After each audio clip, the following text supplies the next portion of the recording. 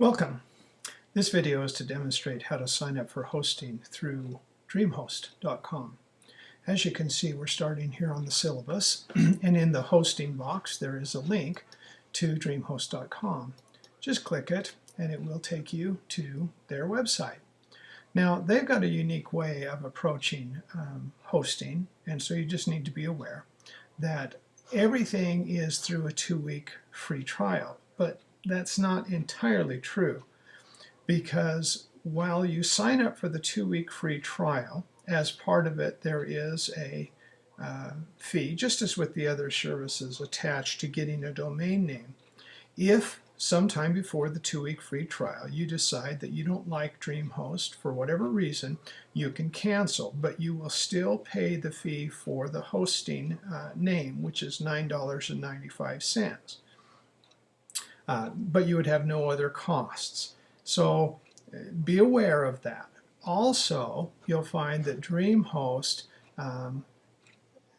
has all of the features that you would find on the other services that you can click and find out what all of their various offerings are. They do meet the requirements for the classes, no problem with that. But regardless of all of that, while it says free, it's not really, because there is that hosting domain name fee attached to it. So on DreamHost, in order to get started, you have to provide an email address, you have to confirm the email address, you then have to enter a password, and again confirm the password, and then click Start Now. So I'm going to go ahead and try to do this, and let's see what happens. I'm going to use my actually, I think I'll use my school email address. Let's see how this works. And then we'll say Start Now.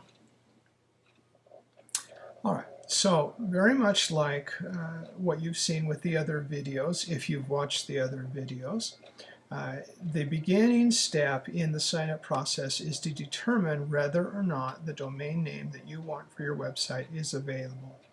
The default is to register a new domain for me. That would be the correct option. And then you're going to enter the domain name here. So let's just say that I want to register something called samplesite.com.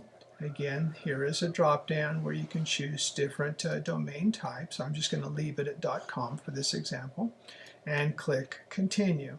It then checks to see if that particular site is available or not. In this case, it tells me that no, it is not. Someone else has already reserved it.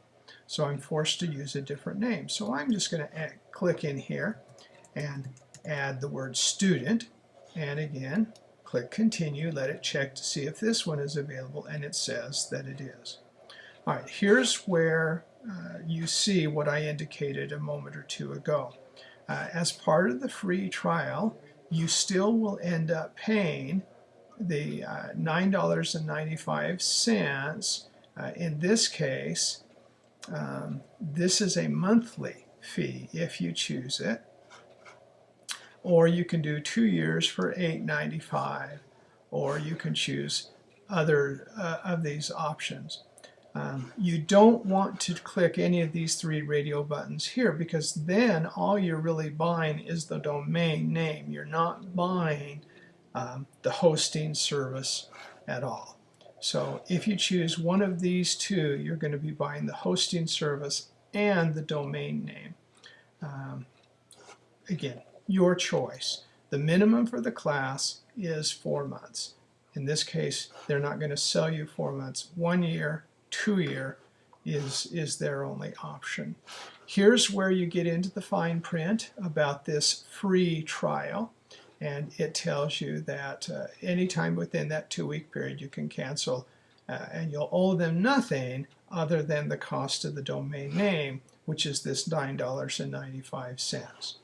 So you would make your choice here, you'd click Continue, and then you would go ahead and provide all of the appropriate information. You would click Continue, and then you'd have to provide payment information in the form of a credit card or a PayPal account.